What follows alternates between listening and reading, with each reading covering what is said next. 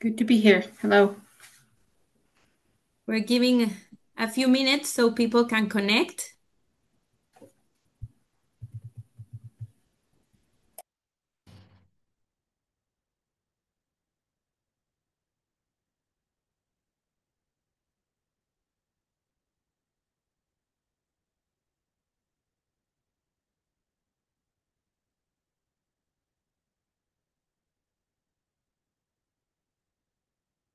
Welcome, everybody.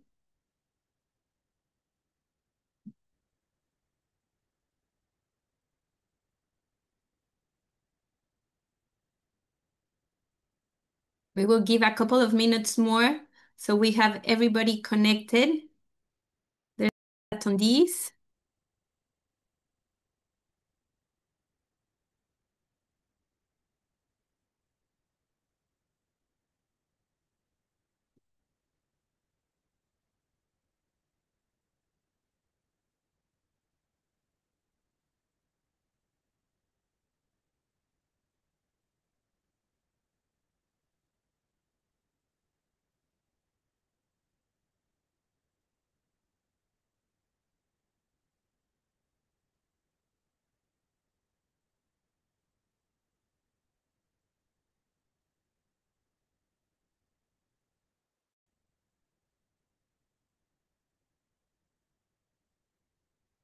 Welcome, everybody.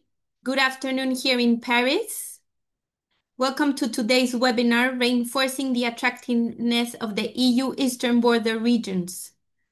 As people are slowly joining us, I would like you to remind just a very brief housekeeping rules. So I will give you a couple of minutes so everybody can connect.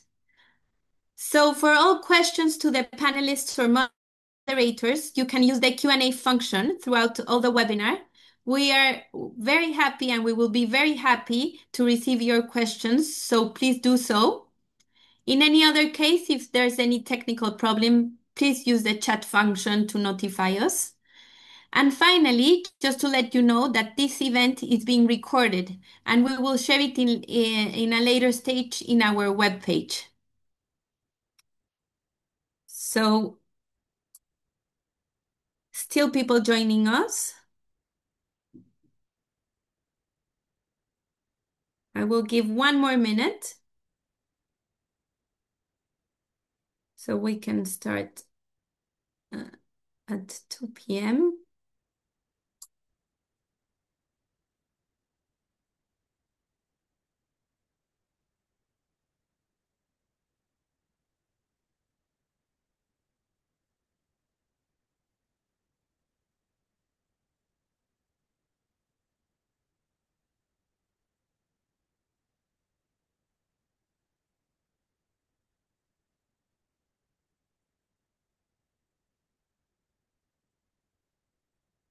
Okay.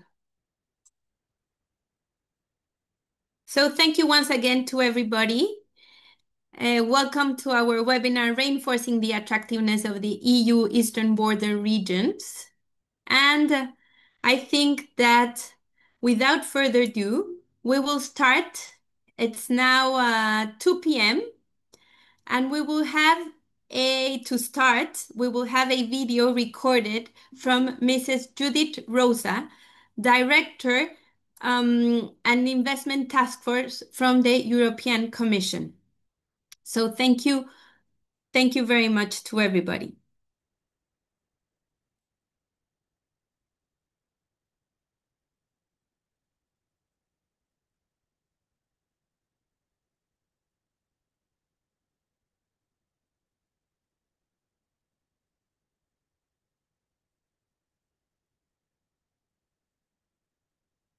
Dear representatives from Eastern European border regions and central governments from Finland, Estonia, Latvia, Lithuania and Poland. Dear Ms. Dorothée Alain-Dupré and other OECD colleagues, on behalf of SG Reform, the Reform and Investment Task Force of the European Commission, it is my great pleasure to welcome you to this webinar on reinforcing the attractiveness of the EU's eastern border regions. I would like to extend a special welcome to our Finnish partners at the Ministry of Economic Affairs and Employment and at the regional councils with whom we are cooperating under the technical support instrument. I would also like to express my gratitude to the OECD for organizing this webinar and to thank all the representatives from various European Eastern Border regions for joining this webinar. Your participation is a testament of our shared commitment to strengthening the prosperity and security of Europe's eastern border. Europe's eastern border regions have long relied on cross-border trade and tourism for their economies and job creation. However, Russia's war of aggression against Ukraine and subsequent border closings have significantly impacted those exchanges, affecting the economic outlook and the security of eastern border regions. This new reality has exacerbated long-standing social and economic challenges seen in many remote locations, threatening the prosperity and attractiveness of many eastern border regions. In response, this Commission has set as one of its priorities to provide targeted support to the most effective eastern border regions, notably in the Baltic states, Poland and Finland. As President von der Leyen underlined in Lappeenranta last year, revitalizing these regions at Finland's eastern borders is a priority for the government, and we are supporting that. As an important initiative under this political priority, we are focusing on the economic reorientation of the Finnish eastern border regions through the technical support instrument. The project is supporting the Finnish Ministry of Economic Affairs and Employment and the regional councils of 8 regions to develop tailored transition strategies aimed at facilitating interregional collaboration, attracting talent and unlocking innovation. And while the project is tailored to the Finnish context, we are conscious that the challenges faced by Finnish border regions resonate across Europe's eastern border. And it is also at Europe's eastern border that we can find examples of good practices to address those shared challenges. This brings me to the significance of today's webinar. It provides an excellent opportunity to exchange ideas, share experiences, and discuss solutions that can strengthen regional attractiveness and resilience. I'm pleased to see regional and central authorities from across Europe's eastern border come together in this forum, reflecting our shared commitment to building more resilient and vibrant regions throughout the eastern border. I conclude by wishing you a productive and insightful webinar. Thank you very much for your participation, and I look forward to learning about the outcomes of the discussions.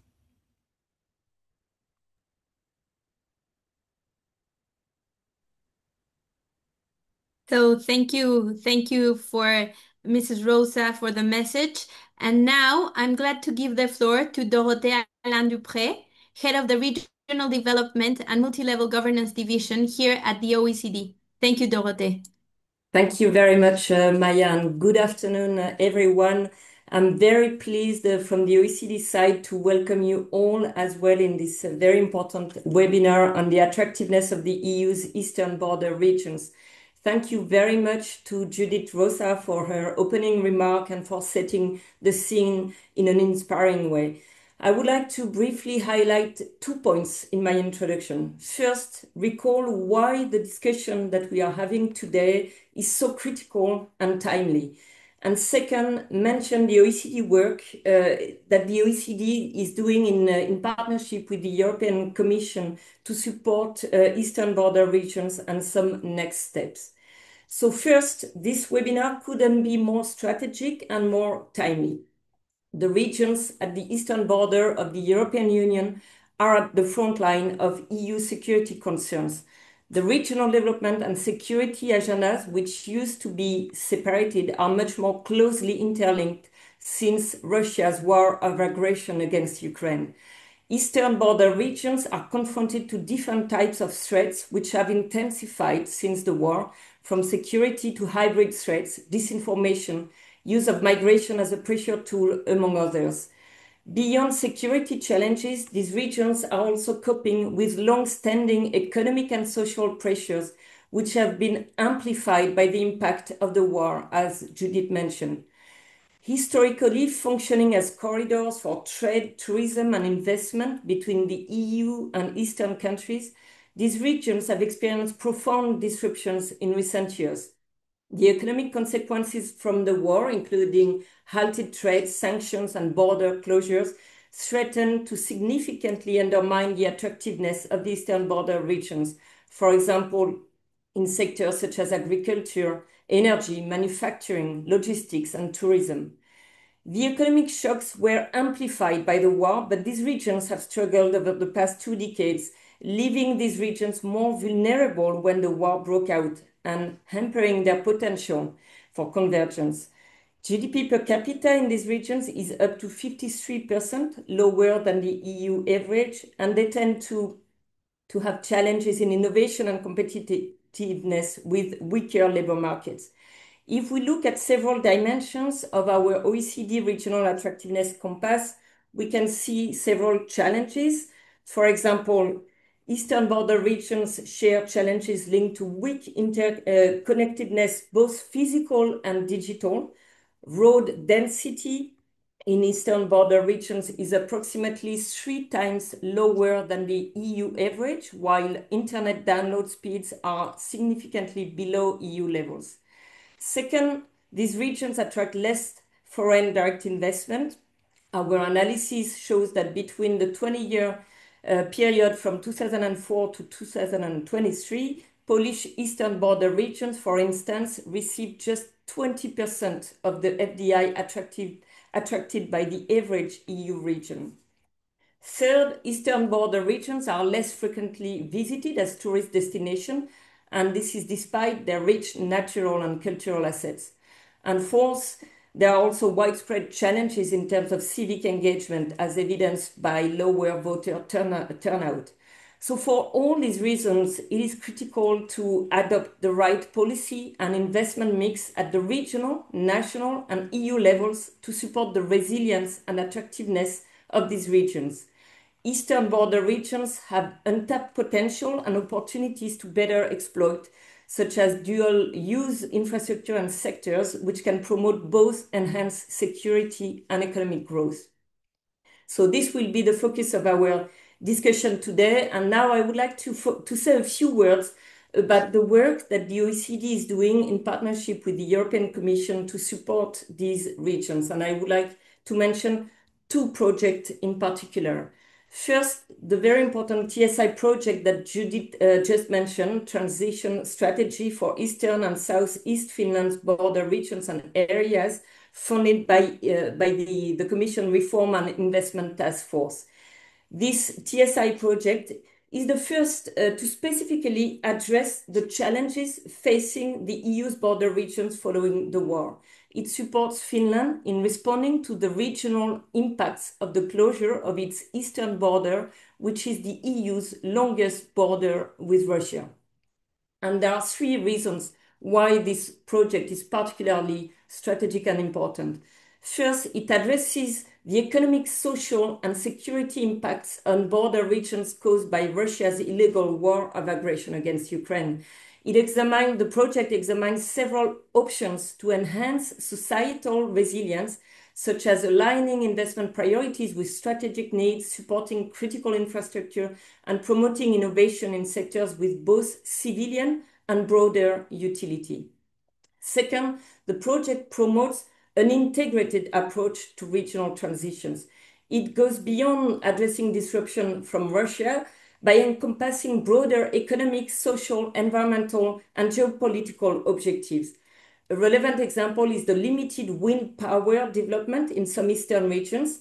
In fact, geographic proximity to sensitive areas in terms of national security has posed constraints for the development of renewable energy. So this underscores the importance of new and integrated strategies that connect regional development with energy, environmental, and technological consideration. And third, the project supports the 8 Finnish border regions, each with unique challenges, and it supports the cooperation among them. It will provide concrete policy recommendations and outline proposals for targeted pilot initiatives. The project thus holds strategic importance for Finland and other EU countries managing long-term impact of Russia's aggression against Ukraine. The project final report will be launched in November this year, and we will, of course, disseminate very broadly its main finding and recommendation. And the second area of work I would like to highlight is the OECD work on rethinking regional attractiveness. This work has supported so far 40 regions covering 15 OECD countries so far, and several of these regions are eastern border regions which are with us this afternoon. We just published, for example, 2 case studies on Lubelskie in Poland and Latvia and Latgale.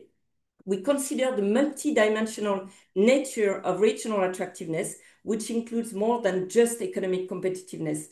Our attractiveness compass gathers key levers like connectedness, both physical and digital, well-being and social inclusion, the environment, as well as visitor appeal and cultural capital. This approach serves as a concrete tool for regions to assess the assets, the gaps, and the opportunities in terms of regional attractiveness. We will soon be releasing a policy paper leveraging the insights from all the countries and regions represented here today and offering consideration for how we can collectively reinforce the attractiveness and the resilience of the EU's eastern border regions. Insights from today's discussion will directly feed this policy paper. So in today's webinar, we really want to hear from you on the opportunities to better exploit and on the policy solutions that can help support the attractiveness of the EU's eastern border regions. I would like just to conclude by thanking the Reform and Investment Task Force of the European Commission for their support, and in particular, Judith Rosa, Kaspar Richter, and Ana Medeiros Faria. I would like to thank very much DG Regio, in particular Nicolas de Michelis and his team, and also Agnès Monfrey and Linda Sprout from the Finland and Baltics unit. I also would like to thank Johanna Osenius, Johanna Slane and their colleagues in the Finnish Ministry of Economic Affairs and Employment, and all the 8 Finnish eastern and southeastern regions for their excellent cooperation with us since the beginning of the project. And I would like to thank as well the Latvian Ministry of Smart Administration and Regional Development, the Latgale Planning Region, the Polish Ministry of Development Funds and Regional Policy, and the Marshal's Office and the Voivodeship of the Lubelskie region in Poland for their excellent cooperation on the Regional Attractiveness Project. I very much look forward to today's discussion and to continuing working with all of you in the coming months on this very important priority. And I will now hand over to Maya and to Andrés Rodriguez-Posé that we are very lucky to have with us this afternoon to moderate this event. Thank you very much. Well, yeah, thank you very much, Dorothée, for the excellent summary. I think you cover all the issues that we need to discuss today. And it's my pleasure to go into the actual discussion with a series of regional perspectives. We are lucky enough to have with us regional representatives from all over the border regions in Eastern Europe, and they're going to try to help us navigate the attractiveness challenges and opportunities as border regions. What I'll do during the next 45 minutes would be to ask a general question to all of them, and then after this question has been responded, to ask every single one of them an additional question, much more pertaining to their region. So let me start with the general question. And of course, everyone has the difficult task of trying to address these questions in no more than 2 minutes. As Dorothée Alain-Dupré has said, eastern border regions are regions that have got significant challenge. First and foremost, you are at the front line of EU's security concerns, but also very often have problems of lower levels of development and lack of opportunities for your population. And despite of that, many of your regions are highly dynamic. Having said that, now we have a significant problem, which is Russia's war of aggression in Ukraine. So in 2 minutes, can you please outline how recent geopolitical shocks have impacted your region's development potential, in particular in light of the long-standing challenges such as demographic decline and economic underdevelopment? How might a targeted regional development strategy address these intersecting challenges in the future? And let me start by asking this question to Iveta Malina Tabune, who is the head of the Latgale Planning Region and Latgale Special Economic Zone. Iveta, the floor is yours. Yeah, hello everybody. Nice to see you in so big number from different areas, and so a lot of attention from ICD and from European Commission to our issues for sustainability, vulnerability, and so on. Yeah, in this moment we have the border with Russia and Belarus, more than 250 kilometers. Yeah, we are the eastern border of EU and NATO. If we are looking for this moment, of course, this old, which you mentioned before about demographic situation, we lost more than 200,000 inhabitants from 1991. It is at approximately half of all inhabit in population in the region. Yeah, and actually in this moment we understand due to war issue and geopolitical issue, our region lost a very big and strategic market, which was before it is Russia and Belarus. That means that all companies need to change the strategy to think to relocate and diversify the production and think and get another markets. At the same time, of course, we are talking about aging of population and how to keep talents here in the region. We are talking a lot about digital transformation and digital skills for the companies, for people who are living here, for the labor force. And for us, it is really a great issue, not great, but big issue, and it is challenge to deal with that. At the same time, we are dealing to develop new infrastructure for the companies, because we understand if there will not be any economical growth or new companies innovations, that means that we will go deeper and deeper and lost inhabitants, and on the end it should be just empty territory. Yeah, and therefore I know it's a challenge. We have to go dynamic in 2 minutes. There will be more time to elaborate on that, but we have to move to the same question to, in this case, our next representative, who is Dr. Eira Varis, who is the Regional Development Director of the Regional Council of North Karelia. So same question, how do you navigate, how do you cope with geopolitical challenges in line of the long-standing challenges? The floor is yours. Thank you. Hello, everybody, and regards from the North Karelia. We are here. We are the easternmost region of European Union, having a common border with Russia over 300 kilometers. And we have one international checkpoint in our area. And when before the war, the best years, over 1.5 million people across the border, and now the border is totally closed. So that is the situation. And of course, it maybe one of the most important effects of the war here in North Karelia was the energy transition, because they were transported a lot of Russian timber, and it was also transported through the water routes to the Baltic Sea.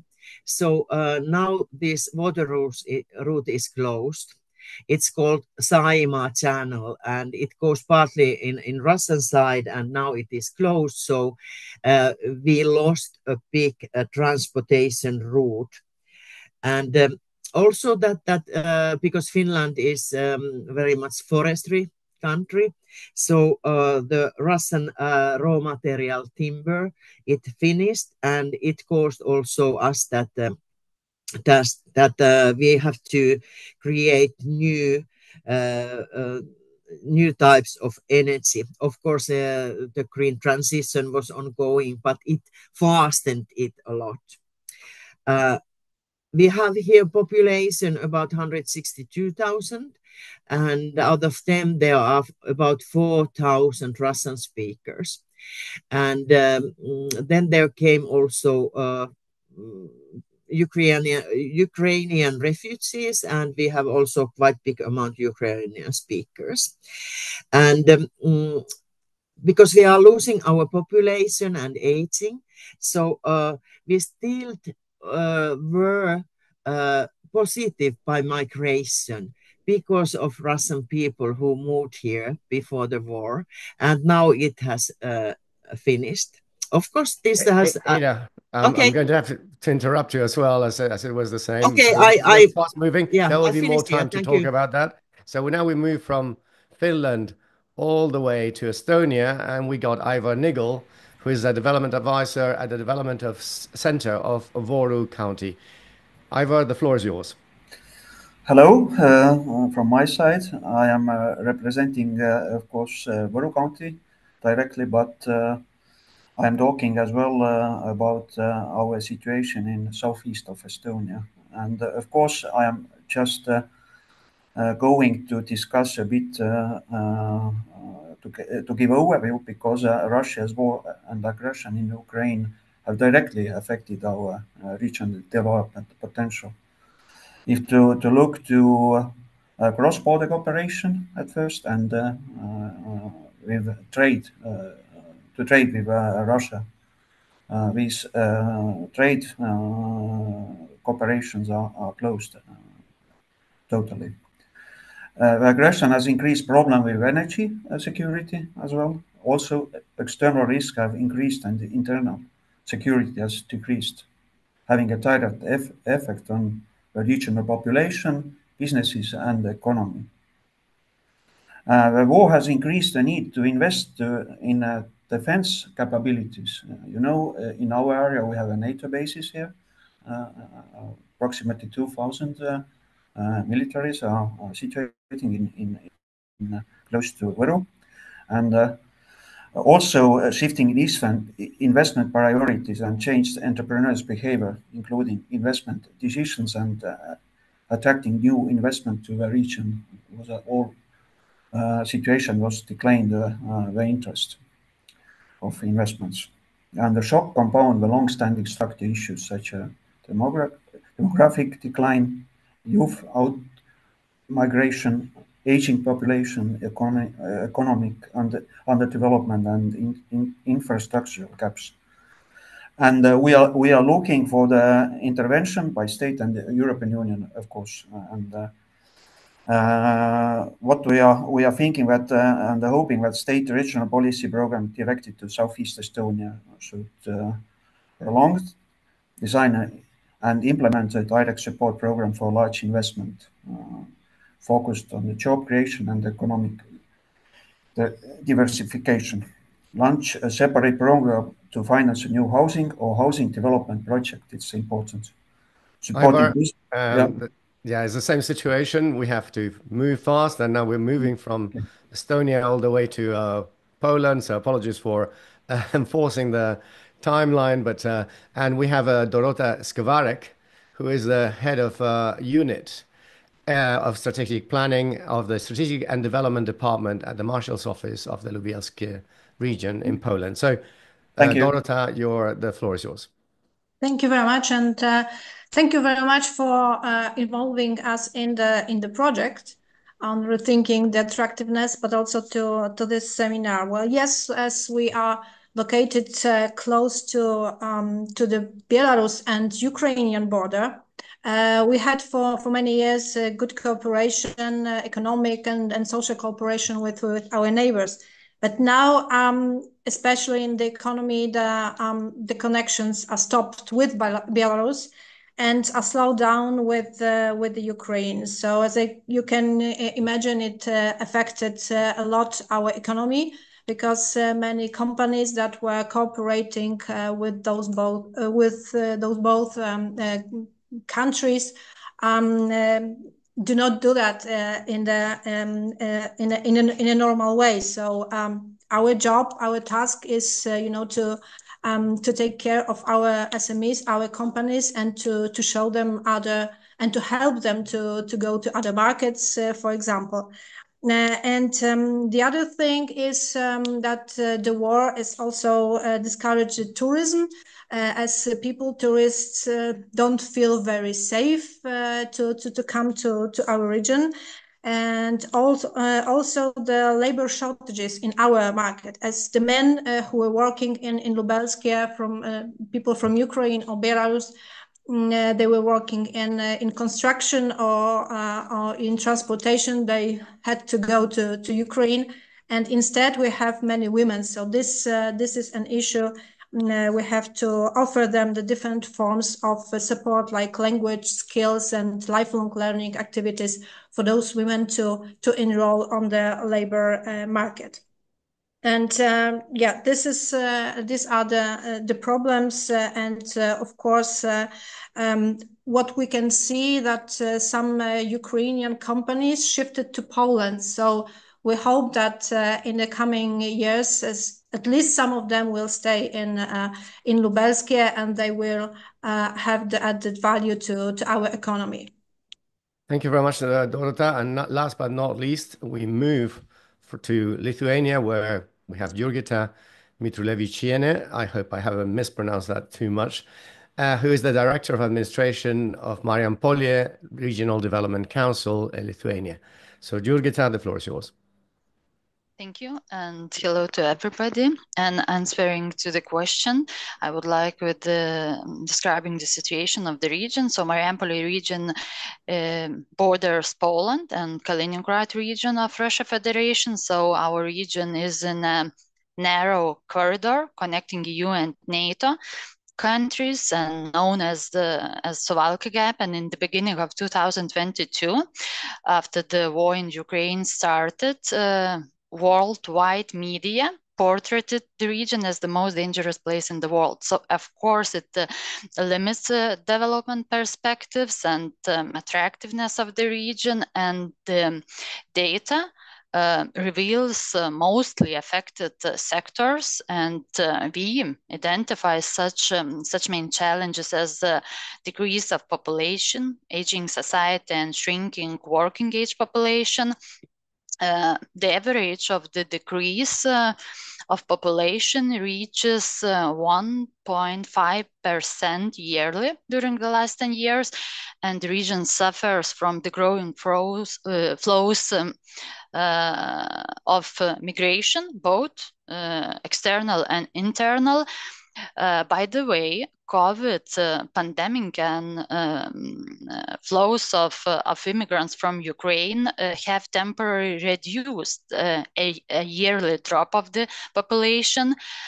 Moreover, there is a modest trend in increase of Lithuanian returning from abroad, but it's I would say it's a short time trend. What next? We have like limited perspective of economic development. It is more difficult to compete in attracting investors. And for example, we have a free economic zone in Marijampolė, and recent geopolitical threats decrease attractiveness, especially for foreign investors.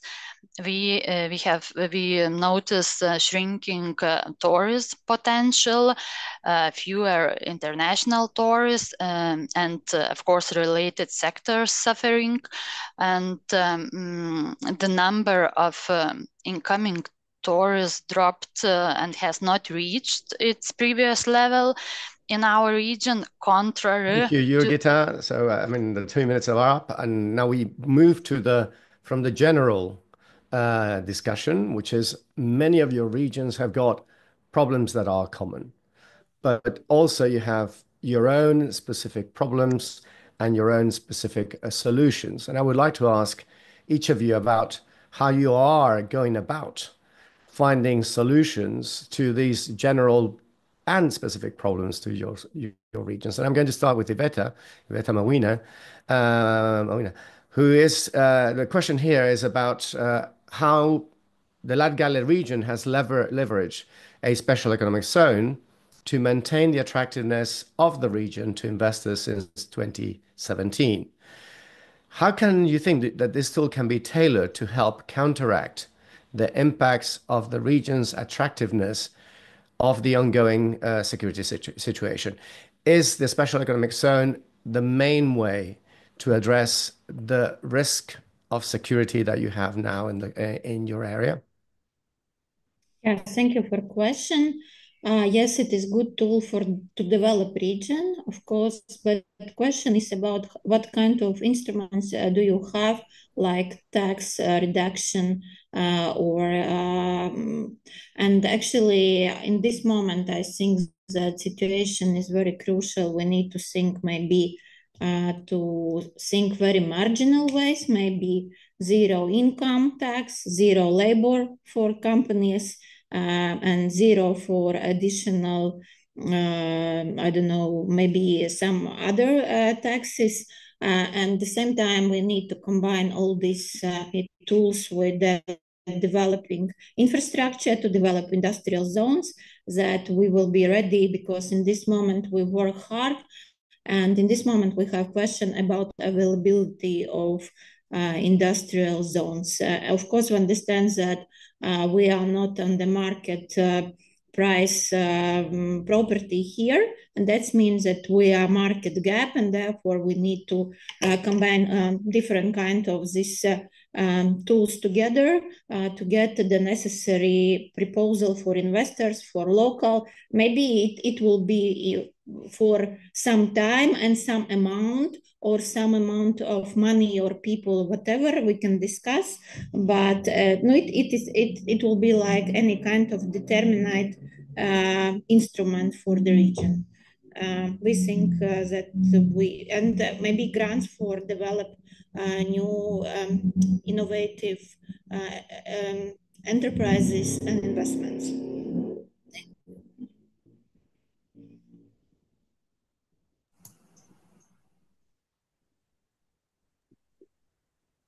Andres, I believe you're muted.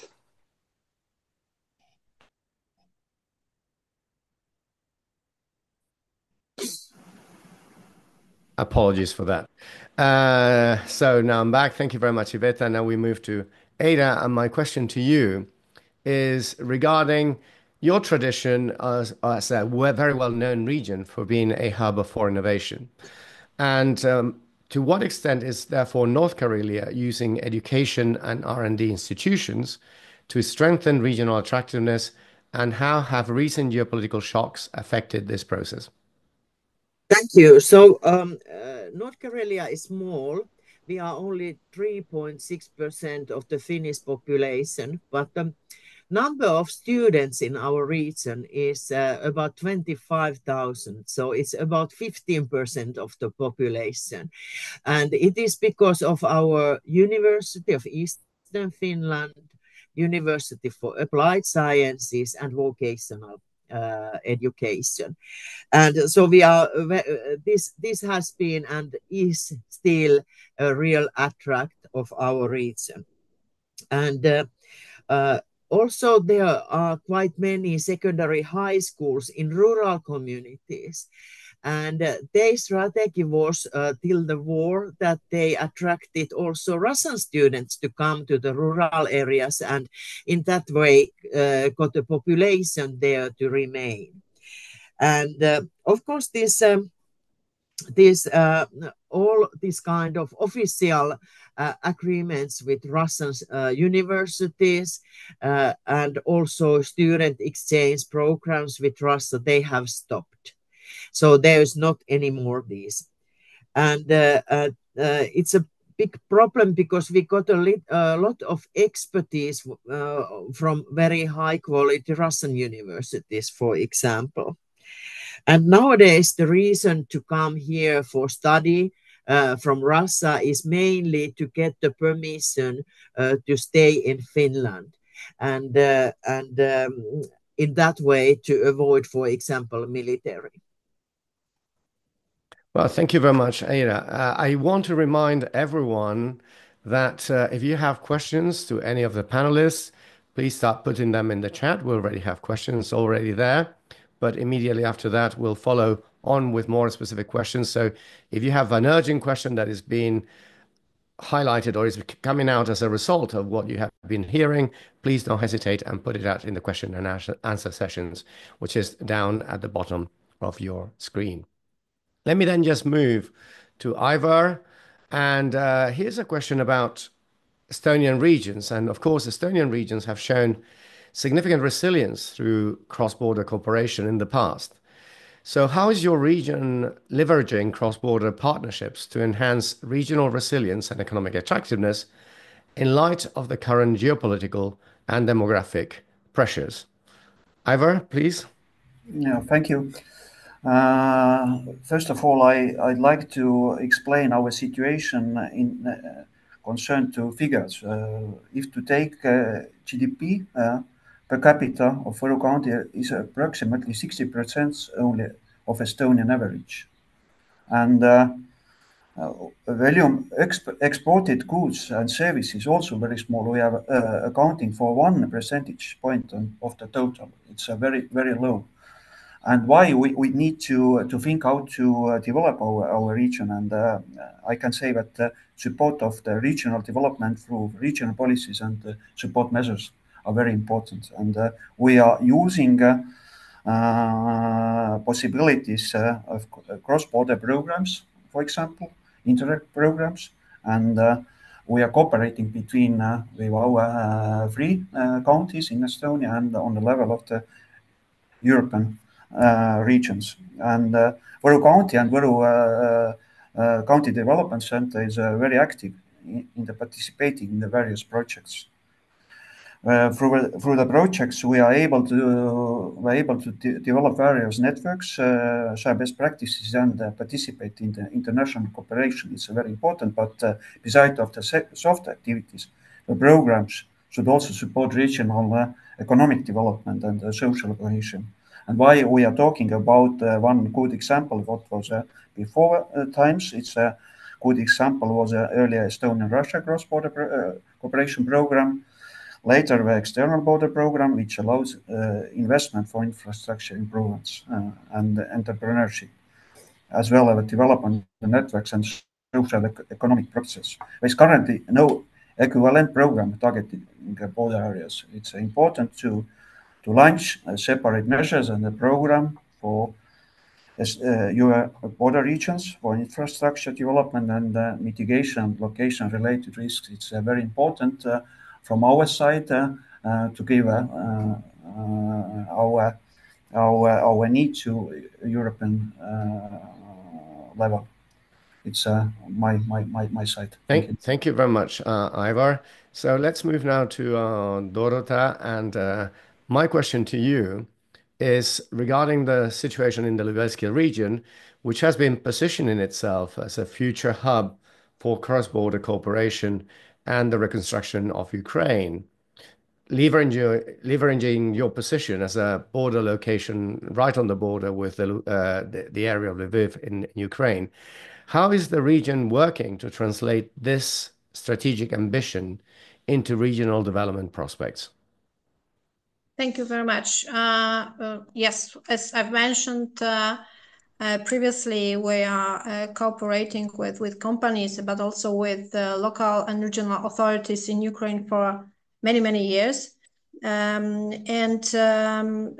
we hope that in the future we can serve them with some advisory things, but also to act as a so-called the hub for Western countries. And we actually can see that because there are some companies from Germany, let's say, or other countries in Western Europe who are looking for investment sites quite close to the Ukrainian border. So there are companies that already are looking for to be in the first row when the war stops and the reconstruction can start. And in our office there has been elaborated a kind of offer to our partners in Ukraine. How can we assist them? How can we serve them? So first one is the thing that we conducted a survey among our companies and to prepare some kind of offer, what kind of companies from what branches would be interested and would be able to go to Ukraine and help them in reconstruction. The second thing is our side of our Marshall office, but also our NGOs that can assist them in changing actually and preparing to European Union membership, how they should prepare for that, and what kind of knowledge they have to for programming, strategic planning, and so on and so on. And of course, we cannot forget the infrastructure. Infrastructure meaning roads. But also the logistic terminals. And actually, we have two big logistic terminals, and we want to support as a region to develop those two main sites that are on the border. One is on the border with Belarus, and the other one is on the border with Ukraine. So this is a kind of mixture of what we can do for our partners in Ukraine. Thank you very much, Dorota. And now, finally, my question to Jurgita is about how the Mariupol region has developed a functional zone strategy to support municipalities to work together to address the region's key challenges as they relate to the war, but not only. Can you please elaborate a bit more? Can you tell us how this strategy works on the ground and what successes and challenges you have observed thus far? Yeah, in the context of regional planning, all 5 municipalities of our region, in a cooperation with the Ministry of Interior, prepare the strategy, functional zone strategy, and agree to work together to address region's key challenges, and taking into account that the area shares similar economic characteristics, and our functional zone mainly combines 2 types of development perspectives. First would be improving conditions for attracting investments. It covers preparation of infrastructure that is lacking but necessary for investments. It's like roads, electricity, water, and wastewater infrastructure. And second, tourism promotion. It's like a measure to stimulate regional economic growth, and it includes action directed to enhance accessibility of natural and cultural objects that may interest tourists. And I have to say that both of those perspectives go in line with the so-called soft actions. So to have a broader view, so it's like measures promoting the marketing and so on. And why our region has chosen exactly these types of measures? So because the goal is to pay more attention to territorial challenges we face, and to promote place-based investment and approach. And talking about where we are now, so we started strong with implementation of the strategy. Agreements with detailed actions and dedicated players are in place, and most of the projects have already started to be implemented. By the way, this morning we received a message that one project has been successfully funded, and it covers 3 municipalities of our region. And some months ago, also one of the projects started that covers 5. That means all municipalities of our region. So I would call a success moment maybe coordinated and combined actions in a broader territory and of course, better outcomes. Thank you very much, Jurgita. We have reached the first part, the end of this first part. We have had from you so far the state of the art. What are the problems? How you're facing new problems, old and new ones, and we have had solutions. But now we have questions from the audience, and I would remind the audience, also the panelists can ask questions, to put your questions on the chat so that can be asked if you don't want to get just questions from me. The first question is from Andrius Valiskas, and rather than me reading the question, I see that Andrius is here on the screen, so if you can unmute yourself and ask the question yourself directly, and please highlight any of the panelists that you would like to answer this question. Please, Andrius, the floor is yours. Okay, thank you. Thank you very much. Well, I have a bit of problems with sound, but I hope I will manage to stay in this webinar. So my question was about the feeling or evidence on psychological health and social exclusion in the regions. In most cases, we are talking about economic decline, tourism attraction problems, also long-term problems with demographics in such border regions. But well, there should have been some impact on social situation and health, and we are still, it's a bit hard to find evidence and indicators. So maybe some of colleagues examined these topics, and if we found problem and found evidence, maybe we are thinking about any specific measures. So questions could be to Finland and to Poland. So who wants to?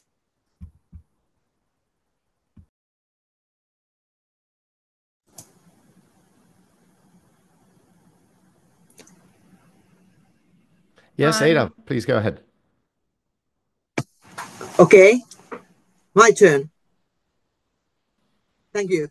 Yes, so of course it's very difficult to say the amount of the psychological problems or so. So I think they are not counted yet, and so.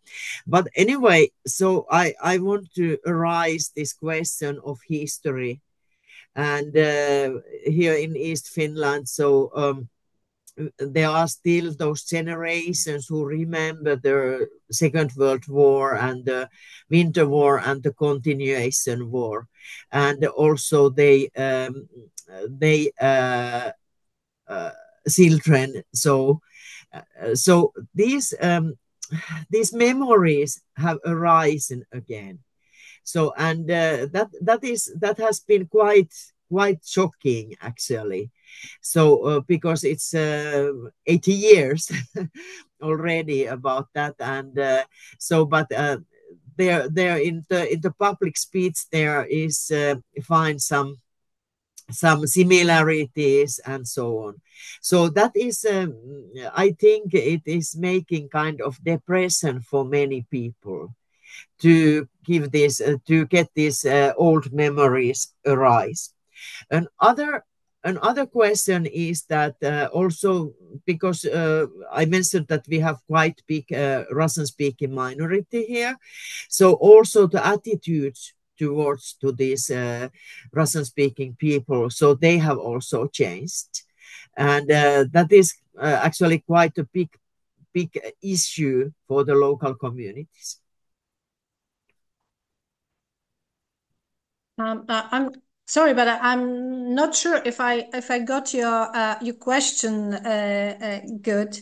Well, it's really hard to measure the notion of the people, what they are thinking. I think the only thing is to have to conduct kind of surveys. And for example, in Poland, there is a survey that has been done by the organization, non-governmental organizations, that ask people what are their attitude, for example, for helping for Ukrainians. because otherwise you cannot get any data on that. You have to ask people what they are thinking about that, to what extent should we help Ukrainians who are coming to Poland, that are the refugees. So this is one thing. The other thing, I'm not sure if that is the result of war. I would say more of the changes in the society, the cultural changes, and so on. This is the problem of the psychological health, let's say, by young people, and this we can see actually in the statistics of the hospitals for the kids. So we can see that there are many kids who cannot cope with with the today's reality, with the hate that is being done in internet. So we can see that this is an important issue, and we need more and more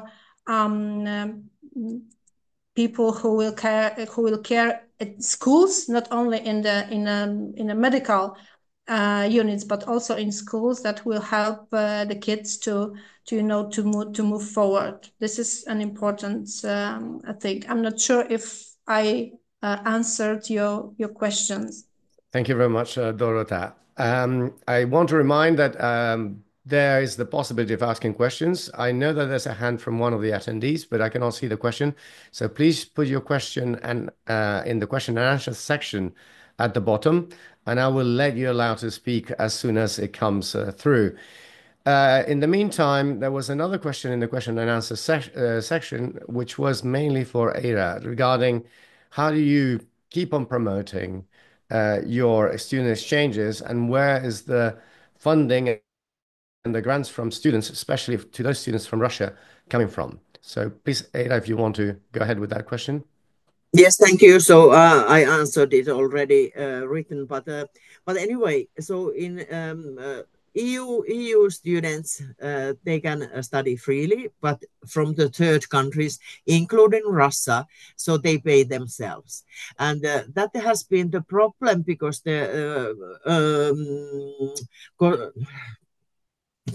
considering Russian students, because the banking systems are not working now. So those Russian students, so they cannot use the bank system, and that is in practice really difficult. And there has been a lot of local innovations to solve this question, and that is a real hindrance. Thank you very much. I want to ask also one question, which is I will start with either Ivar or Iveta or Jurgita, to any of you. The Russian war of aggression in Ukraine has now lasted more than 3 years.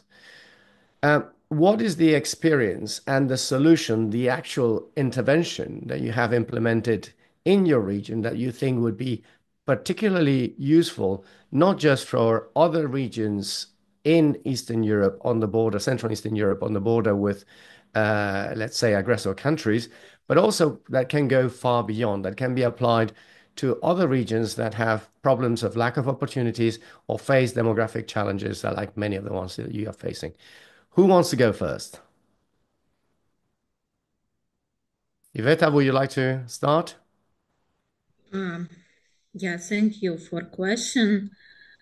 Yeah, because in this moment, I think that situation changing very fast. Yeah, one day, and actually we are totally in different geopolitical situation, and that's mean that now you organize all your work, all activities, thinking, investment in other ways, and that means that. I think that first we need to be very precise, very market oriented, and very, how can I say, that we can change, we can do, but at the same time measure what we are doing or it works, and there should be possibility to react very fast. I think that because in reality, of course, it is good that all this time we work very systematically, step by step. We know what we would like to achieve and so on and so on. In this moment, I think that we need to be very fast. Sometimes I think maybe we need to think about changing the rules, for example, maybe at regional, national, or EU level very fast. And that means that there should be very fast reaction what happens, and all the preparation of documents or something else will be drastically changed. And if we see that there is some challenges which we need to solve, that means that we need to react and to do very fast. Sometimes maybe to think about reduction of bureaucracy. I think like that. Of course, we would like to develop like step by step, but sometimes we need to change, like for example, Brexit. One day, okay, but Brexit was planned, but in this, and then is another tools which works, for this region who was out of the Brexit. In our moment, in our situation, we need to think maybe about military production, innovation, and how we react to all these issues, which is on the map today. And therefore, we need to prepare all necessary infrastructure.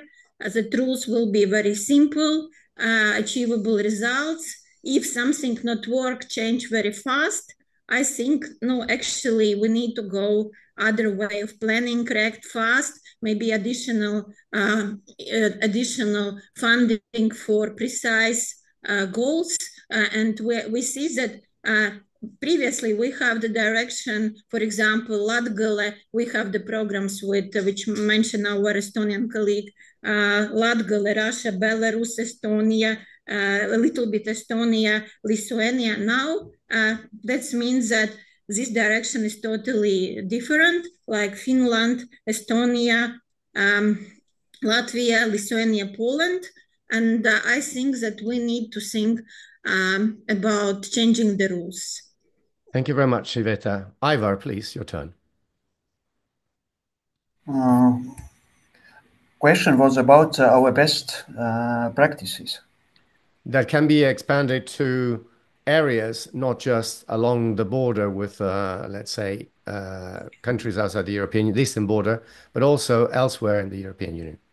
Of course, we have quite a good practice because if to take into consideration our situation, we are just on the border, and we are border of Estonian state, and why the people are feeling that the risks are much more higher in our areas than probably in the others, but what we can say and feel and see, we can see NATO militaries in our streets, and we should think about how to serve them different services, how to integrate them to our public life, and we are very open not only to NATO military forces people, and we are open to example to refugees from the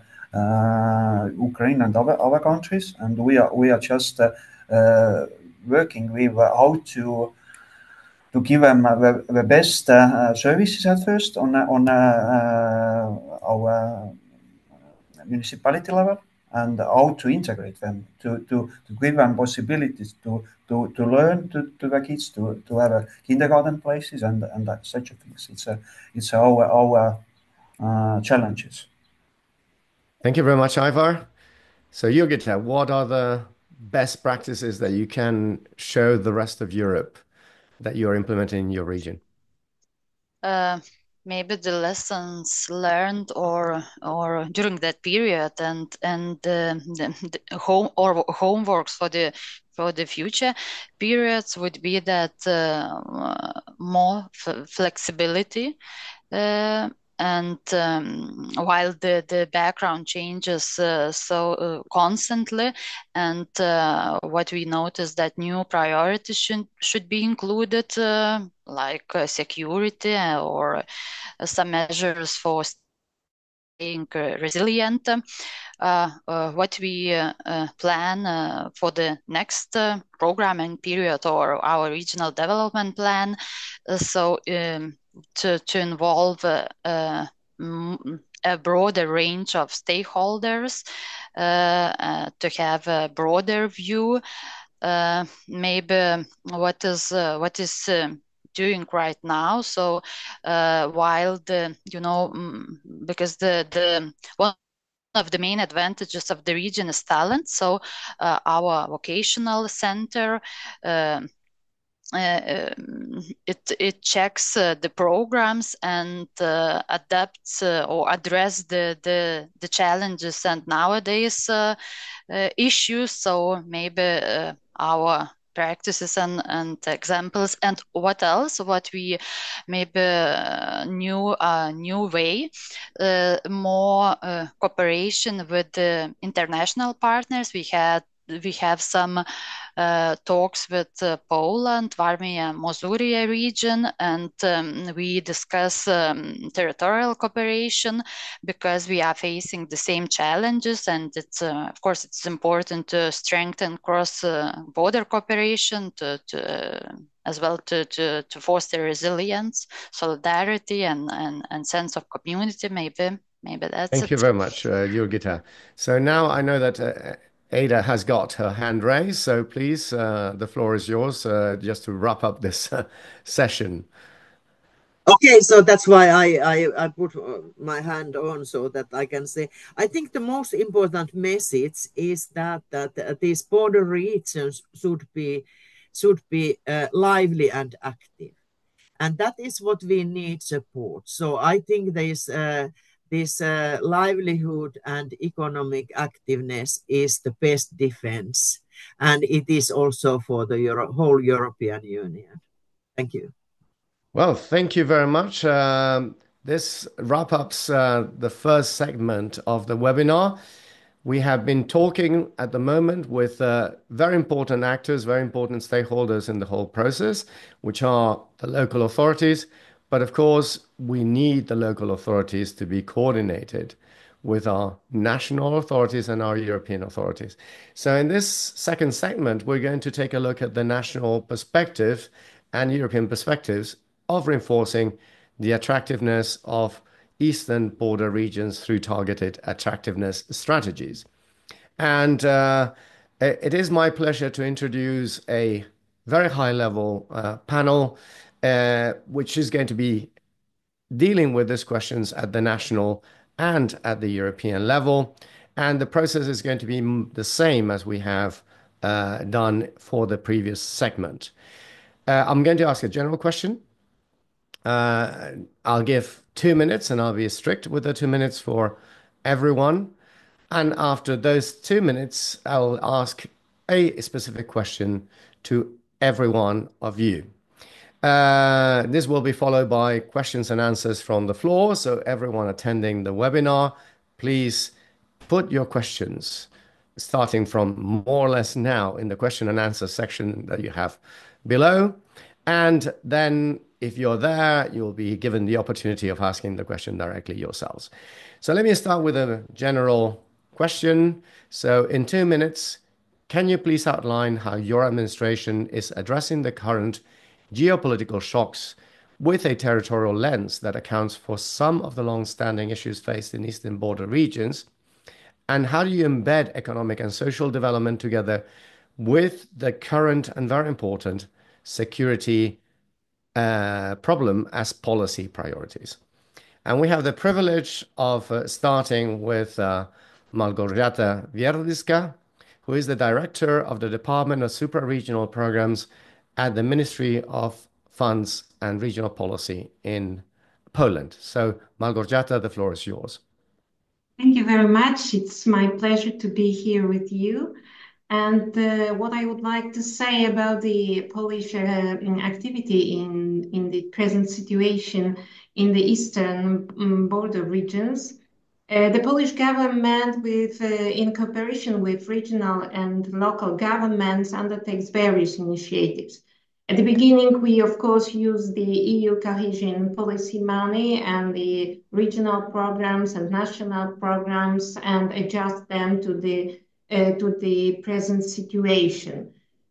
We were trying to support the entrepreneurs to adjust their activity in the present situation, the local authorities, and also to using the ESF money to strengthen social infrastructure.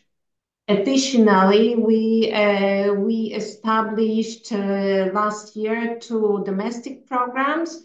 One is focused on the northeastern border areas. This is a border with Belarus, where the situation is very difficult. We have some kind of hybrid war. And secondly, to improve the security of the eastern border. So we established the National Deterrence and Defense Program, Shield East. And in order to improve the security and the security condition all the activities of the local actors. Thank you. Thank you very much, Małgorzata. That was a quick answer. So we move very quickly now to our next panelist, who is Ilse Jurevica, who is a senior expert at the Ministry for Smart Administration and Regional Development in Latvia. So the same question to you. How do you reconcile from a territorial lens the long-standing issues faced by eastern border regions with the current security concerns? Hello, everyone. Thank you for the opportunity to share our experience. In January this year, Latvian government approved action plan for economic growth and security strengthening of Latvia's eastern border area, addressing the needs of this area in next 3 years. A total of 645 million euros have been allocated to 59 measures targeting security, economic development, and human resources. There are a number of brand new initiatives in the plan, like opening of cadet high school, establishment of disaster management centers, expansion of support provided in the special economic zone, provision of shelters for crisis situations.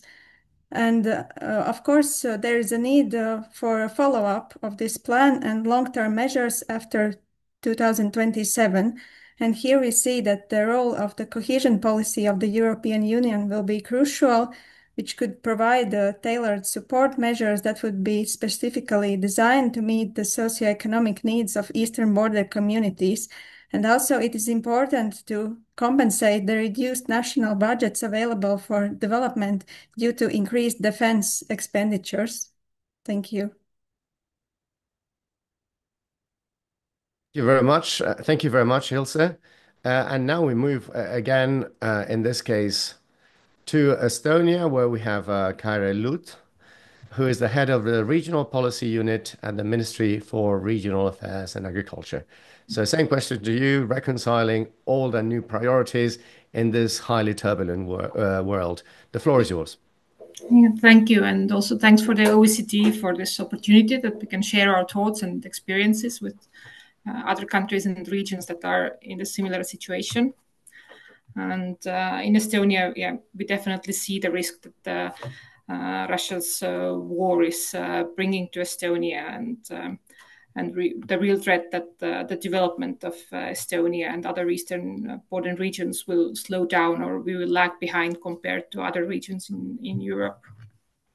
But to look at these concerns through a regional lens, then within Estonia, we can talk about having northeast and southeast regions as this kind of long-term lagging behind regions. There are multiple long-term economic and social development challenges that have been accumulating over the years. And also over the years, these challenges have been addressed by different policy tools, by central government, For example, we even now have the regional action plans, both for Northeast Estonia and for Southeast Estonia, covering like a variety of central government actions. We also have had and have currently specially designed support measures for economic development or for housing issues or for other problems raised from the regions. Or we have provided more flexible terms or extra funding from nationally implemented support measures, or different ministries have piloted some new solutions in these problematic areas and so on. So definitely you can say that these areas have been under attention even earlier as well, which maybe gives us a bit good head start for these new challenges and issues. And also our own team just recently has been given this task by the new Estonian government to map the regional challenges that arise from the location on the eastern border areas, and then to formulate proposals for further actions in cooperation with regional representatives of southern Estonia and northeast Estonia and with the relevant ministries. So we're very much still in the process of kind of finding our way with these new challenges and coming up with this good plan for the regions. And at the first sight, our priority should be strengthening the regional resilience in these border areas. We're talking about new economic outlooks, innovation, security issues, connectivity, active communities. Also, access to modern housing stock is an issue in the border regions in Estonia. So for the last point, I wanted to make that we have some recent experiences with place-based policymaking and multi-level collaboration that we can also build on. For example, in southern Estonia, there has been this recent regional development agreement pilot project that we can use the experience. There is the ongoing Baltic Curie project that the European Commission and the World Bank have initiated. And also in Northeast Estonia, there's a process of preparing for the just transition plan and implementing the JTF. It also provides some valuable experience that we can also use for this new challenges that this Russian aggression war has brought on the border regions and on Estonia. Thank you very much, Karja. So now we move to Andrius Valiskas, who already asked a question before. So all the way to Lithuania. Same question. What is the position that the Lithuanian government is adopting on this? Okay, thank you. Thank you again for opportunity to speak. Well, for Lithuania is a bit of a different situation comparing to other countries, because Lithuania is almost all country of eastern border region. So we have Kaliningrad, we have a capital bordering Belarus, we have a coastal area bordering Kaliningrad, so almost all countries bordering aggressor states. So, and the impacts are also seen not only of being directly on a border, but more or less of losing these opportunities of being crossroad between east and west, and now becoming an island. So, for this part, yes, having in mind our regional diversity across the border, we are trying to implement this bottom-up approach, which allows regions to formulate their strategies and to use quite a wide list of a menu for their priorities. So in some cases it's environmental, in some cases it's economic, in some cases is a lack of public services. So first thing is further decentralization, and we were working on that with our reform of new ministry and new functions for regions. Also, there's a quite important part which is going on now is to reduce remoteness, especially in sparsely populated areas. So for this part, we are hoping to have a law in a parliament next week on regional public transport, establishing such systems based on functional zone principles. And we are discussing on how to use more innovative instruments for mobility, including social climate funds, not simply replacing old buses with ecological ones, but maybe using it to cover rolling expenses or use it as an incentive for residents, for example, with cheaper tickets or things like that. So that's our main issues now for this period, and maybe we'll talk a little bit more later. Thank you very much, Andrew. So we move from Lithuania now to Finland, and we have the privilege of having Pasi Rantahalvari, I hope I have pronounced it adequately, who is the is a ministerial advisor in the Ministry of Economic Affairs and Employment in Finland. So, Pasi, the floor is yours. Okay, thank you very much. You pronounced it right. That's good effort. Yes, I mean, we have now in Finland, we have actually two national programs for Eastern Finland. First one and then to Northern Finland. And they're actually programs to tackle the issues in hand. And these programs were launched by the government, and they were prepared last year and this year and finalized this spring in close consultations with the regions and the ministries. And I like to say that already first investment decisions have been made just recently. And the first one is, to do investments to develop the Savo railway line in Eastern Finland, because it's a bottleneck, the current state of the line, and it's a bottleneck for development in many fields. Then there's also measures to secure continuation of regional flights in regional airports until 2018, because the passengers numbers are not very high, so these airports or airlines need to be subsidized to keep them alive. And of course, it's very, very actually necessary for regional economy and so on. And then thirdly, I can say that there's also investments to develop nationwide electricity transmission grid. And that's taking for many years, and they are like funding appropriations for the coming years. Of course, these two programs has many measures in also concerning socioeconomic ones and regional ones, but we have to say that not all of that can be funded by the national funding because there's budget limitations. So we need other sources of funding, of course. But then, lastly, our Prime Minister has also appointed a special envoy for Eastern Finland, to promote investments.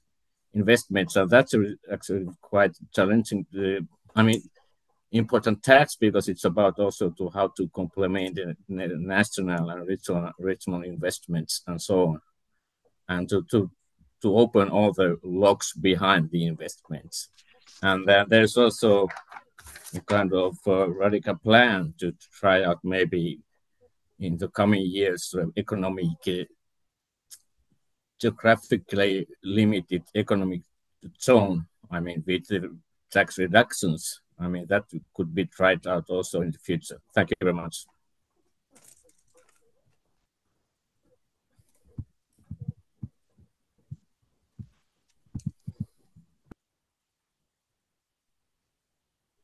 Andres, I believe you're muted again. Apologies for this again. So thank you, Pasi, and we have heard now the representatives of the 5 countries being represented here, and we have the privilege of having Linda Sprague, who is the Deputy Head of Unit, dealing with 4 of the countries that have been covered so far. So that is Estonia, Finland, Latvia, and Lithuania, and the Directorate General for Regional and Urban Policy of the European Commission. So same question to you, although on a broader scale.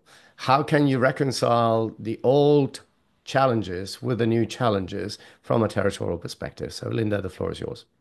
Thank you very much. Thank you very much, first of all, for this opportunity and for this very interesting discussion. So I will not waste my 2 minutes too much to describe the challenges, but the majority of those regions already had economic, demographic, social challenges. But what is new here, I think, is that new security challenges that surfaced with an overall feeling of insecurity and the need to shift priorities towards security and civil protection, and with that also to shift money.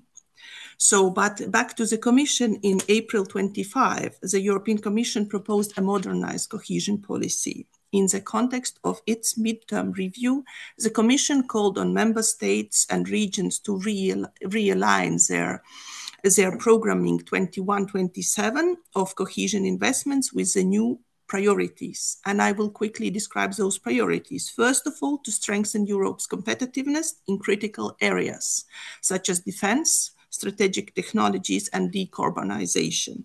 Then enhance energy security and promote clean mobility, build resilient infrastructure, including military mobility and infrastructure in eastern border regions.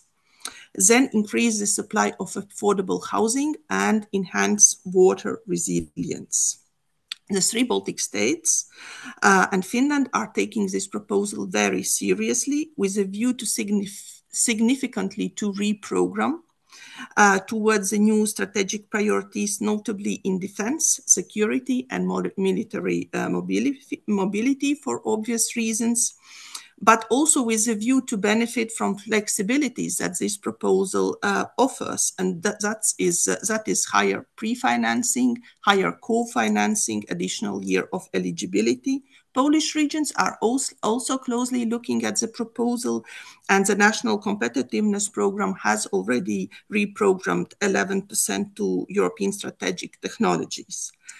Regarding Interreg, already in 2022, 150 million of European Regional Development Fund, initially allocated for cooperation with Russia and Belarus, were reallocated to cross-border cooperation programs to redirect cooperation towards EU regions. In the longer term, the three Baltic states and Poland and several Finnish regions advocate for mainstream cohesion policy and other national, regional EU funding instruments to foresee an additional special financial allocation for the concerned regions. We may think of a top-up, possibly a separate set of rules, specific support to assist those regions. Time should show, I don't know more, but 34 legislative proposals will be announced next month. To succeed in transformation and to adapt to the new reality, a strategic and integrated approach is essential. This requires alignment and cooperation across all levels of governance involving relevant stakeholders. And the voice of local stakeholders is very, very important there. Well, thank you very much, Linda. Now we have heard the representatives of the 5 regions. We have had the representative of the European Union. I'm sure that this has raised many questions, so please just remember to post your questions in the question and answer session. And that includes all those local panelists that intervened before, because you have now the chance of asking the question that perhaps on a daily basis you might not have the opportunity to ask. But as in the previous panel, we had a general question, and now we have a specific question to each of the different panelists. So let me start again with Margoljata Wierwiska. How has the evolving economic, social, and security context that we are all living in influenced the strategic priorities and programming of the Eastern Poland macro region, including the use of European funds for Eastern Poland in the current programming period, which is 2021-2027. So Margoljata, the floor is yours. Thank you. Yes, in Poland, we have additional program for the whole macro region of Eastern Poland. This program cover 4 border regions and additional 2 regions. These are the poorest region of EU, in fact. That's why in 2007 we established this program, a macro region program, and now we have the 3rd edition. And When we compare the economic situation in 2007 and the present one, we can say that that they are still lagging behind regions, but the situation has been improved. We invest in infrastructure, the basic infrastructure, transport infrastructure, broadband network, also the intelligent energy grids that improve the energy security at these regions. We are also investing in competitiveness of SMEs. We are trying to reshape their activities because local SMEs, they were dependent on the Eastern market. So we trying to change their way of activities, to find their Western partners. We are trying to invest in their innovation with automatization. We also establish very unique instruments for creating the startups at this part of Poland. So we are doing many things to improve the development of this macro region. And we are also trying to follow the present changes to the regulation, how we can also improve the security of this macro region, because without this security, we will not enhance the investors to invest in this area.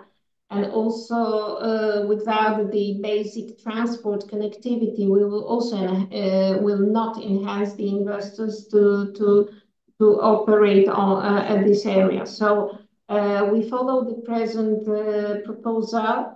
But unfortunately, the present program is very advanced, so it is very limited allocation to use for these new ideas. That's why we hope that the additional assistance for Eastern regions will be continued in the future perspective, especially when we are talking about the present situation. And I don't think that the relations with Belarus and Russia will change even after the war. So that's why this is our perspective. And thank you very much, Małgorzata. So now we move to Ilse. And my question to you is regarded about the action plan for security and growth on the eastern borderlands of Latvia, which is truly a whole of government approach. Can you please walk us through how your ministry has helped other ministries and agencies in adopting a place-based territorial lens for development in these areas? Thank you. Firstly, I have to say, as we see it in our daily work, coordination of regional policy and sectoral policies is essential for ensuring the effectiveness of regional policy measures. And action plan for Latvia's eastern border area was a positive example in this regard. Firstly, political support, especially in the form of a dedicated committee comprised by ministers throughout elaboration process of the plan, was crucial. It ensured the possibility to expand the scope of the plan and to involve sector ministries, which resulted in inclusion of many sectoral measures in the plan. And in refining the plan, direct daily communication at expert level with sector ministries was very helpful as well. A challenge here was application of the place-based approach in sectoral measures. Yet efforts from the political level to the civil servant level came together, and we managed to accomplish that sectoral ministries looked through their sectoral plans using a territorial lens, distinguishing measures to be implemented specifically in eastern border area or with specific terms for eastern border area as far as possible, and defining territorial indicators where possible. Thank you. Thank you very much, Ilse. So we now move to Estonia, and here we have Kairi again on this issue. And my question to you, especially Estonia's eastern regions, use the Just Transition Fund not only to use for the green economy, but also to boost regional attractiveness. Have the priorities changed in light of the recent geopolitical shocks? Okay, thank you. And just for the context, in case of Estonia, we only implemented Just Transition Fund in Ida-Viru County, which is the northeast region, as we have spoken in the context of the border regions. So it was only targeted to the one region, just for those who don't know. But what I wanted to share is maybe three keywords. First of all, balance, cooperation, and then flexibility. And if I talk about balance, then what I mean is that when developing this Just Transition plan, 80% of the funds were for jobs and economic development, but 20% was for social, environmental, and community aspects of the change. But also, some of the interventions were meant for this kind of like quick fixes to these problems that were like really acute and serious at the moment, but others were designed with a longer perspective in mind. For example, emphasis on the research and development, both in the universities and in the enterprises, to kind of build on this long-term attractiveness. Also, support was provided for enterprises with very different size. Like the region has this history of working in large industrial companies, and they also received a large part of the support. But then on the other side, SMEs and diversification was also mindfully targeted in the process. So this kind of balance was something that we always kept in mind for this long-term attractiveness. The other I mentioned is cooperation and involvement. And this process was, I would say, like really good and close cooperation between the different national government bodies and also the authorities of the region. And this kind of openness and involvement, it was also for like this wider population made available. For example, the Ministry of Finance, they organized this consultation with over 1,500 people responding, and then Ida-Viru Association of Municipalities, they organized this Just Transition platform events for everybody to participate. So it was really open and like really collaborative way of planning. And yeah, I think it's probably, in case of Estonia, I still think it's one of the, if not the best example of multi-level governance that we have really implemented in Estonia. So, and then the flexibility that I mentioned, that we have made some changes in the measures. For example, renovating apartment buildings was not part of the original plan, but it was later on added. And also in the measures, the ministries were quite willing to make changes if it was needed. If, for example, enterprises did not have enough positive response for the support measures, then the ministries were willing to work out a way how to amend the measures to make them fit the region better. Thank you very much. Thank you very much, Kairi. So now we move to Lithuania. And Andrius, my question to you is, to what extent have the security challenge influenced the national government approach to prioritize a place-based design and implementation of strategies? So the floor is yours. Okay, that's a hard question. I don't think that was the influence of a war. It was long-term reforms ongoing, which resulted in this bottom-up system. And now the bottom-up system can have be more reactive to local challenges and to local needs. So what we are doing? So now we are looking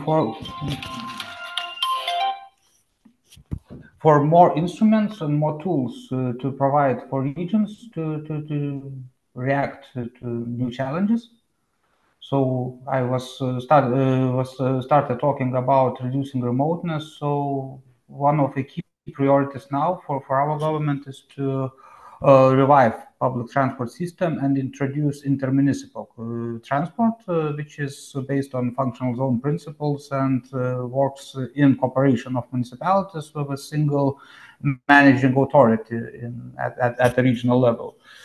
So that's one of our main goals. Our problem which needs to be solved is housing issues, especially in remote regions. It's well, a bit counterintuitive speaking about housing shortage in shrinking regions and areas which are losing people, but the real problem is that quality housing is not present there. So if you want to attract, we need to elaborate more forms of support or more forms of ownership. Because now in Lithuania we are limited only to social housing. We don't have any other affordable housing mechanisms.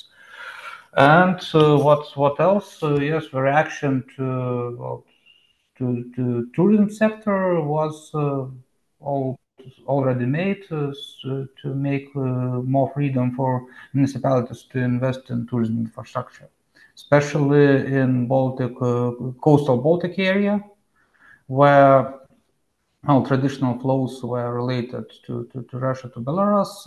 Now region is elaborating how to attract more tourism flows from across the Baltic countries, Baltic Sea, I'm sorry.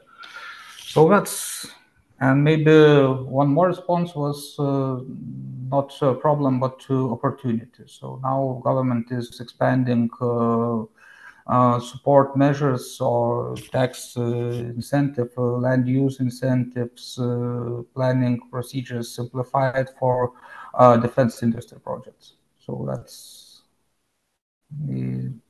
our Ministry of Economy is working on green procedure rules for defense industry. Now only to big ones, but now mechanisms is under discussion on smaller investments related to national security. Thank you very much, Andrius. And now the final question to the country representative on my part is to Pasi. So, in light of the increasing security concerns, how is Finland exploring the dual-use potential of military and civilian infrastructure, innovation systems, and R&D to both enhance national defense and support regional development and attractiveness, especially in its eastern border regions? So, Pasi, the floor is yours. Yes, thank you. My first point is about technical support instrument, TSI project led by OECD. And that was already explained by the OECD and the Commission representatives here very well. So thanks for it. For that, it was nice to hear that. And then about the project, it's actually advancing well now, and we have already like first draft recommendations. And these first recommendations are actually touching areas like dual-use infra. That's very important, of course, about concerning defense and security. Then about innovations with creation of cross-regional innovation hubs. That's also very much needed. I mean, the cooperation between the regions. Then about the bioeconomy and circular economy initiatives and green energy. These points are very, very, very, very important in terms of regional and local development. And then finally, it's about to retain skilled and talent workforce in the regions. And that one is really needed for economic diversification and preventing the youth's out migration. So these are the points that have actually, like our first reactions are that we find these recommendations a potential framework for the development of Finland's eastern and border regions.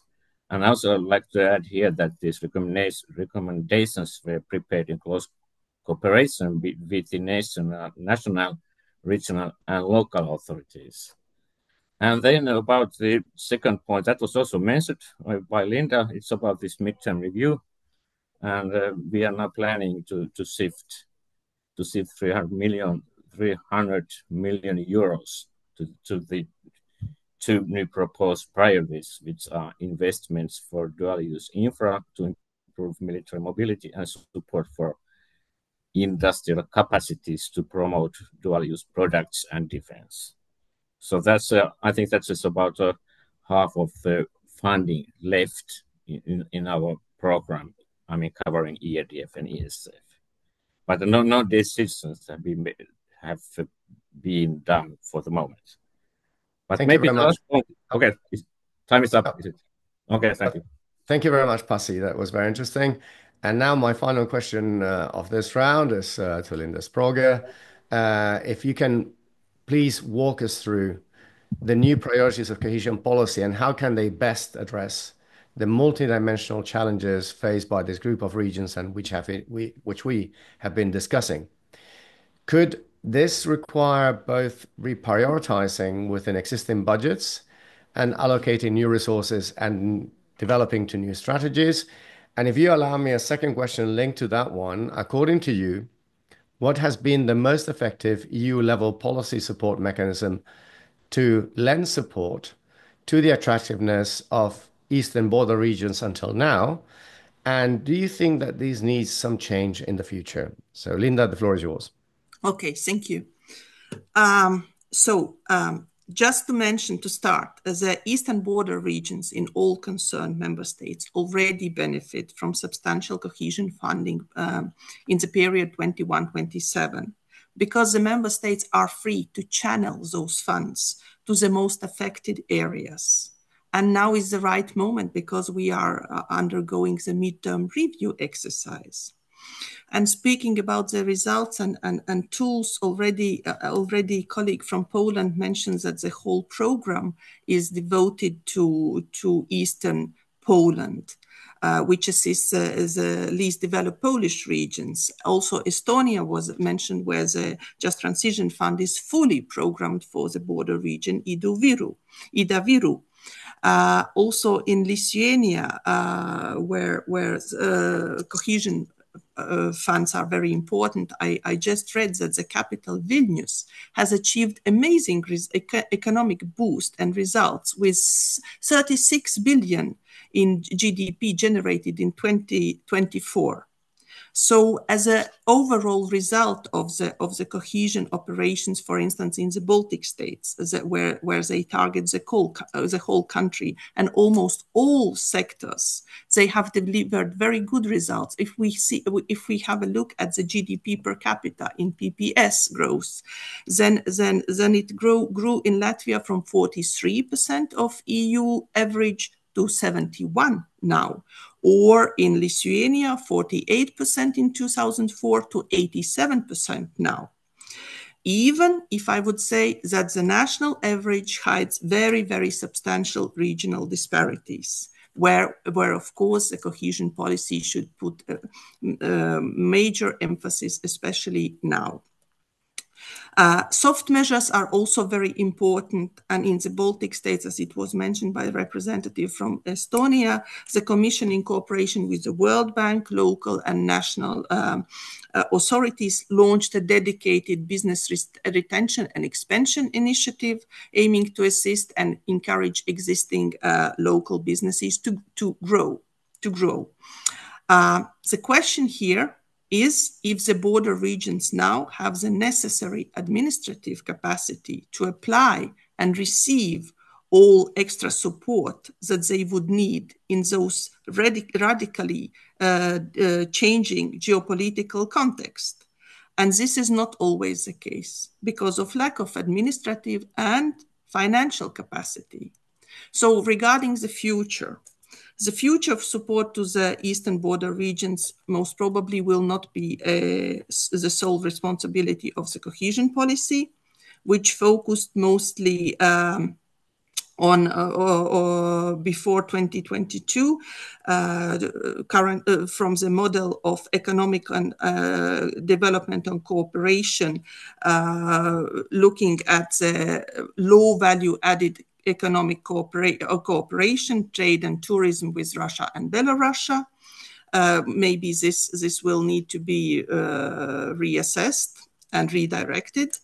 And this support should also be reflected in a proper EU defense strategy, and also on measures on communication effort to fight back the massive disinformation and propaganda coming from Russia and Belarus, and focusing at the EU eastern border regions. In any case, to conclude, the European eastern border regions require urgent special attention, most with targeted programming of all EU instruments, so as to swiftly deliver and in a coordinated manner with the highest possible impact. Well, thank you very much, Linda. We have 9 minutes now for questions and answers, and the questions have been coming thick and fast, not necessarily through the question and answer, but through the chat. And I'm going to ask if Karen is around, can you please unmute yourself and ask your questions? Remember, the questions have to be short and the answers have to be short so we can fit in the biggest amount of questions. Is Karen around? 1, 2, and 3. So I'll ask her first question. This is to any of you. Is language an issue for pursuing regional development and attracting investments and workforce in the eastern border regions of your countries? Who wants to go for that?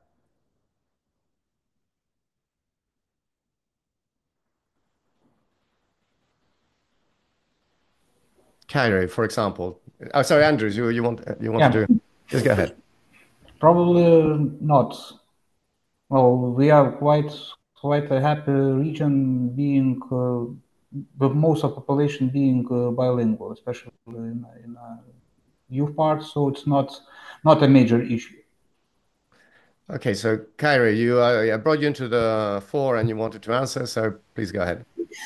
Yeah, I think in case of Estonia, if we talk about Northeast Estonia, it has been an issue because it has a really overwhelming Russian-speaking population. So it's not so easy to get new Estonian-speaking experts working in this region. In case of South Estonia or Southeast Estonia, it's not so much of an issue. Well, thank you very much. The second question is also from Karen, and since we know that she's not or able to speak, this is for Małgorzata. The question is, Poland has proven best in class when it comes to coexistence between armed forces and offshore wind power developers. Why is Poland better at balancing the interests of the armed forces and the energy sector, a key component to sustainable, clean transition and energy security? What can we, the rest of us, learn from Poland? Yes, and this is a very difficult question. And I don't know if I know the direct answer, because the offshore wind power investments is now starting, so we still don't know what is the cooperation with armed forces. But what I can say that Poland is investing in the energy sector for many years in order to assure the independence. So we built the LNG port, for example. We also modernized the energy infrastructure. But as regard the clean transition, I think we have a lot to do, because the Polish energy sector is still dependent on the fossil fuel.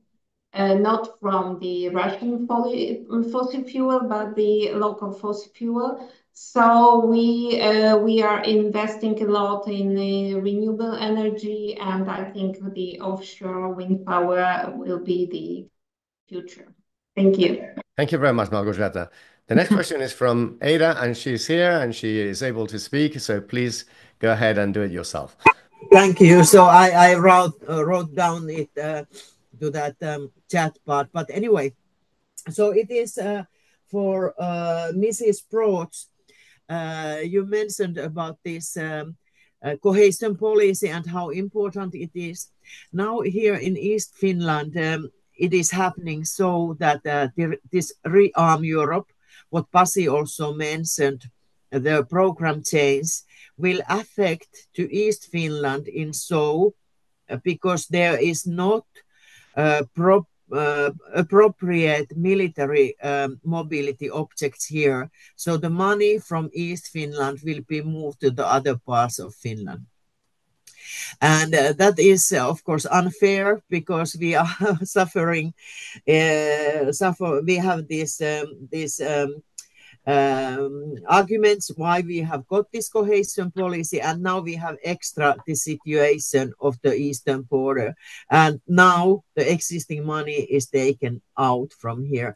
So I'd like to hear from Mrs. Broads that this should not be the idea of this policy. Thank you. So please, Linda, the floor is yours. Okay, thank you. Another difficult question, to be honest with you.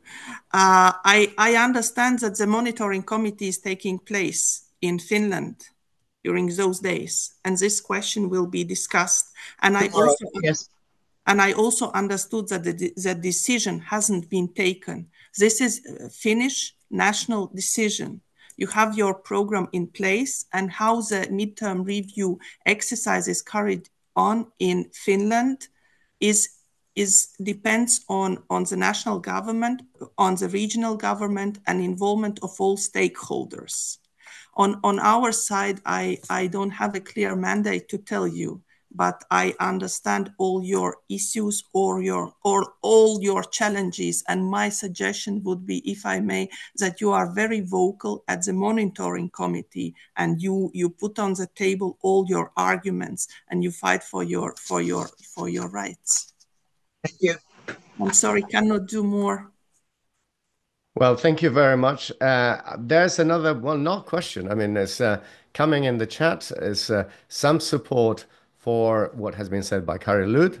So this is from Meli, who is a representative of the Ida-Viru Just Transition region in Estonia, and saying that they have successfully mobilized local stakeholders in the planning process by establishing regional just transition platforms, which brought together more than 53 organizations.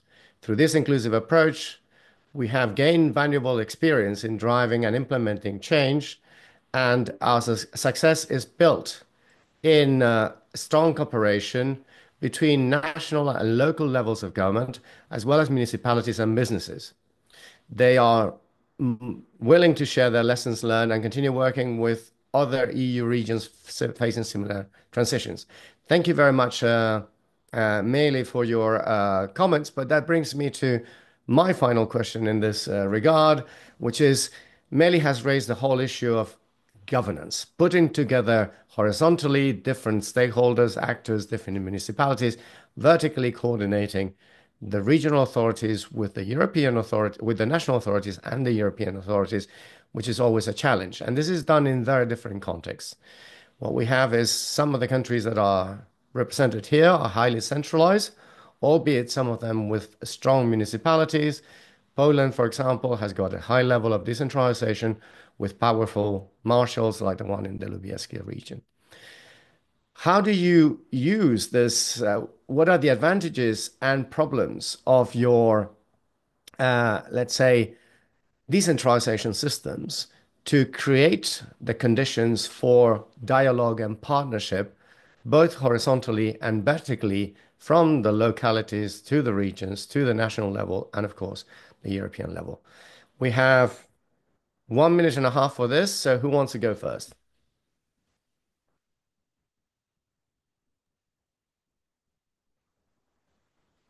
Yes, Malgorzata, please. Yes, I think we have very good cooperation from the central level with the regions.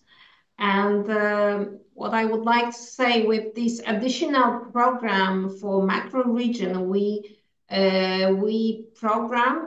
shaped this program in cooperation, in partnership with regions. So we answer for their needs, and this cooperation between the regional program and central programs is going quite well, and improve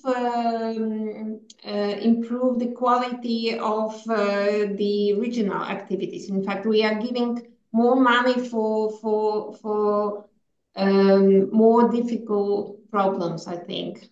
Thank you very much. Pasi, the floor is yours. 30 seconds answer. Yes, I don't know if this was my answer to your question, but our point is actually how to make cooperation to work better between regions and state government, or regions and ministries. That is especially concerning investments, but also like innovations and so on. This part has to be improved in what I understand and what we are trying to do for the next programming period, and also nationally. Thank you. Thank you. Thank you very much for being brief. We've covered a lot of ground. I'd like to thank all the local representatives, all the national representatives, and of course the representative of the European Union for bringing together this fundamental problem and addressing it, giving us an idea of what the challenges are, but also more importantly, giving us solutions and what's working, what is not working. And my task is finished here, but I wouldn't like to finish without passing the floor back to the OECD, in this case to Michael Flood, who is a policy analyst in the Regional Attractiveness and Migrant Integration Unit, who is going to give the closing statements and summaries of this webinar. Michael, the floor is yours.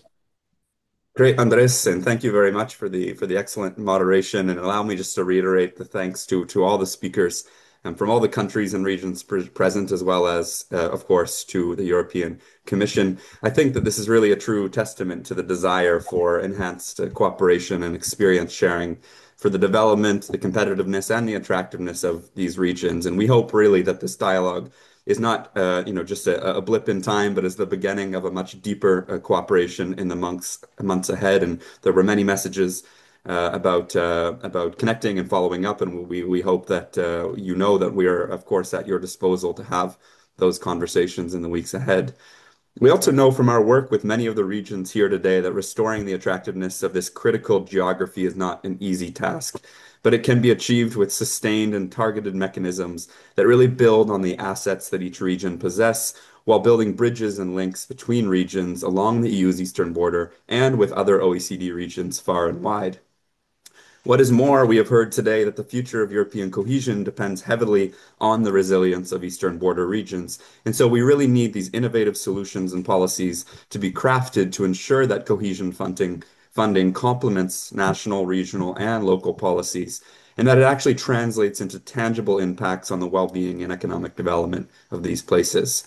So at the OECD, we look forward to continuing to support that effort through granular analysis at the local level, through the continued sharing of best practices and facilitating experience sharing across regions like we've done today, and through well-designed policy recommendations that facilitate action and involve a wide array of stakeholders across levels of government, but critically across different sectors as well.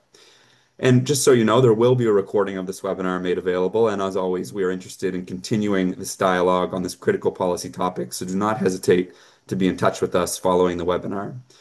As Dorothee mentioned in her opening remarks, we are undertaking important work, both with the support of the European Commission's Reform and Investment Task Force on a transition strategy for Eastern and Southeast Finland's border regions and areas, and the work supported by the European Commission's DG Regio on rethinking regional attractiveness for green and inclusive globalization, which has included in-depth case studies with Latgale in Latvia and Lubelskie in Poland, to support these regions to enhance their ability to attract and retain talent, investment, and visitors, while also, as just mentioned, improving the framework through which levels of government and a cross-section of actors work together to attract these target groups and contribute to the development of these critical regions. And as this is a growing community of practice on this topic, we of course welcome further contributions and cooperation with others present. So allow me just to conclude by wishing everyone an excellent afternoon or evening and a wonderful summer ahead. And we look forward to our next conversation on this path together. So thank you, everyone, and have a great rest of your day. Thank you. Thank you very much. Thank you very much. Bye. Thank you. Thank you. Bye. Thanks to all. Thank you.